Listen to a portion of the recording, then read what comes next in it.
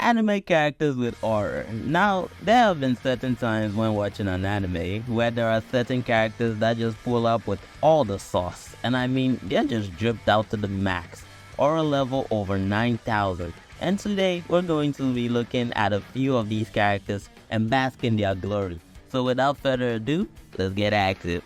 First up, we're starting with the ruler of the Tomb of Nazri, the 7-foot bone daddy who gets all the honeys dripping.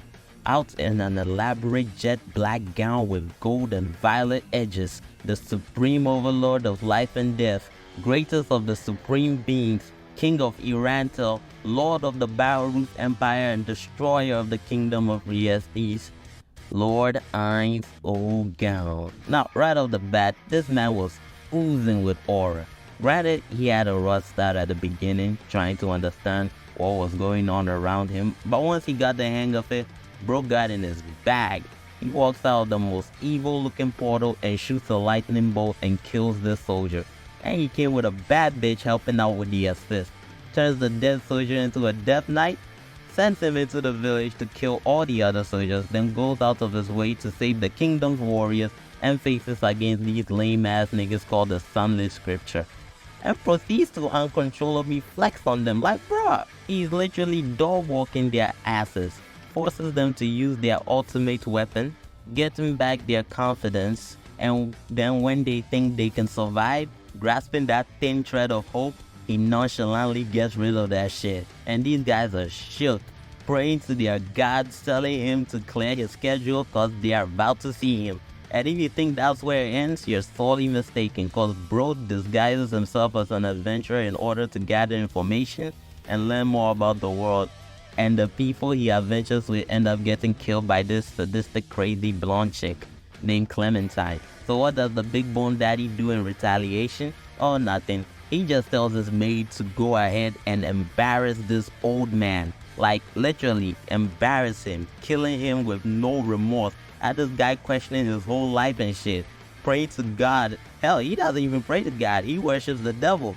But man, this man was such a bitch in his last moment. And then what does Ainz do to Clementine? Well, he squeezes the life out of her until she popped like a juice box. Then after that, bro takes on the strongest guardian in the Tomb of Nazri and dispatches of her ass in a fight where he shouldn't have been able to win. And oh, if you think that's all, bro, you are sorely mistaken, cause bro goes on to do more outrageous shit like multiple acts of mass murder, genocide, and a fucking coup. And the list just goes on. And the thing is, no matter what you say about this guy, he has been dripping with the sauce. Like, just look at how he pulls up on the Lizard Man village. Nonchalant, letting these niggas know who's king. Tell them he's the boss. And when they try to negotiate their way out of it, he tells them, nah, I want y'all to fight and I want to see you die. Make it fun for me, nigga. Like, that's just so much aura dripping out of this nigga. So much aura dripping out of my glorious bone daddy. I'm so down. And don't get me started on what he does to the Emperor of Baruth. Like, bro literally was playing 4D chess with this nigga. This nigga thought anytime this man thinks he's a step ahead, Ainz just shows him that nah bro, you lacking behind. Like, it's just so crazy. And the funny part about this is this nigga puts more work in Ainz than Ainz puts in himself. But hey, whatever, if it ain't broke, don't fix it. And I love this scene where Ainz just pulls up on his ass. This nigga is out here plotting with the other nations trying to get him out of here, and Ainz just pulls up casually on his ass, and everybody just freezes. No one knows what to do. They're all in the presence of the glorious king himself, the ruler of life and death, and no one knows how to act. This man is pouring out so much aura that no one even trusts the Emperor of Baruth. And without saying a thing, without even threatening him, this man literally submits his whole kingdom. I mean, he submits the entire empire down to Ainz and tells him that they will literally serve him. And this man just nonchalantly tells him, hey, just write it, put it in writing and send it to my squad. And it's just so cool. Like, this man really doesn't have a plan for tomorrow, but his presence alone just plans shit out for him. This man just pulls up and the aura does the talking. No one is better than the glorious Bone Daddy himself.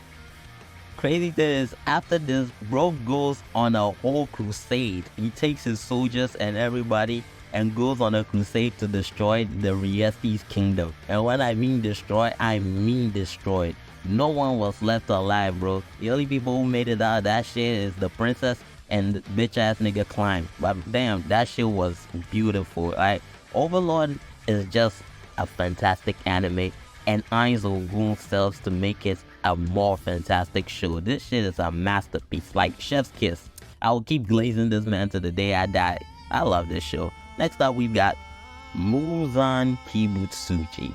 First off, let me get this out of the way. This man is sexy, and I mean that in all ways. Hell, this man's sexiness even surpasses the borders of gender. Like, bro is an intergender baddie.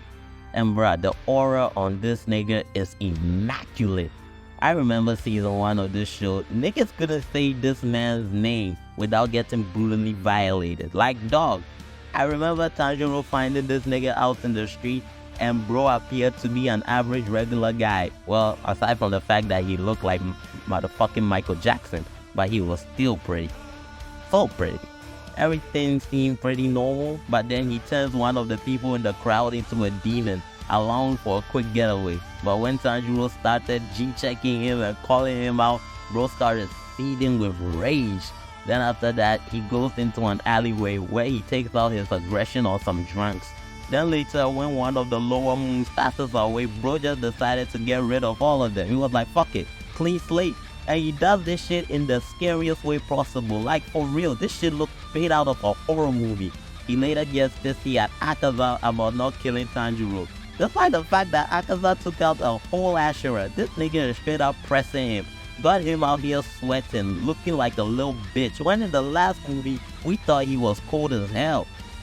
I mean, make this shit make sense. Like, Muzan is just him. The aura alone this man radiates puts niggas to their knees.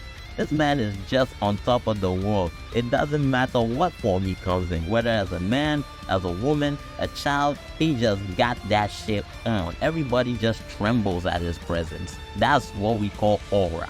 Nah, that's what we call W-aura. Anyway, sometime later, he assembles all the remaining Upper Moon to the Infinite Castle, and he's just talking shit to all of them, calling them trash, waste of space, and outright failures. Mind you, each of these niggas probably have a body count in the hundreds. Hell, even thousands. Yet none of them can say a word when this nigga is straight up disrespecting them to their faces. But nothing compares to the recent episode, the ending of season 3, where this man just pulls up, walking into enemy lines like he owns the fucking place, looking fly as hell, gets blown to smithereens, regenerates, then pulls all the ops to his step. I mean, this guy's aura is just on another level. Hell, I would go as far to say this nigga got that menacing aura. It's just so menacing. Like, there is nothing you can do to this man. His aura is just on point, straight out of this world. Bro's got that demonic aura. The aura your mommy warned you about. It's just beautiful to see sometimes, man.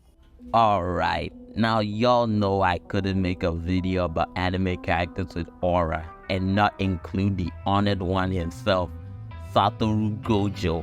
I mean, like, come on, this is literally the nigga bitches describe when they talk about the type of man that they want to be with. Let's see, tall, check. Handsome, check. Rich, check. Big dick, check.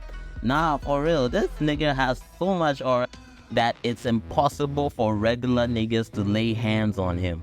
I know it's called infinity, but be for real, this man is shielded by impenetrable aura. Hell, he's got so much aura that when he was born, the world literally changed. Everyone and everything had to level up. Hell, the first time homie gets introduced, he manhandles the king of curses, regardless of whether he was at full power or not.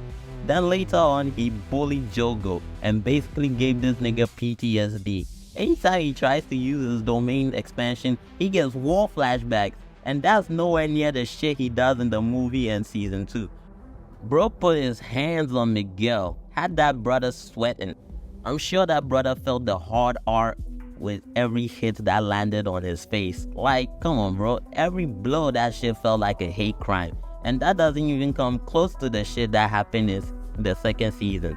But to be honest, everyone was wilding out in Shibuya that night. Shit was lit as fuck. But bro took on a 5-on-1 handicap, then proceeds to open his domain, puts all the non-sorcerers in the area into a coma just by releasing that shit, then proceeds to squad wipe every curse in the amount of mere seconds. Anyway, that's it for today's video. Like and comment, and I'll drop a part 2. And don't forget to subscribe. Catch you next time.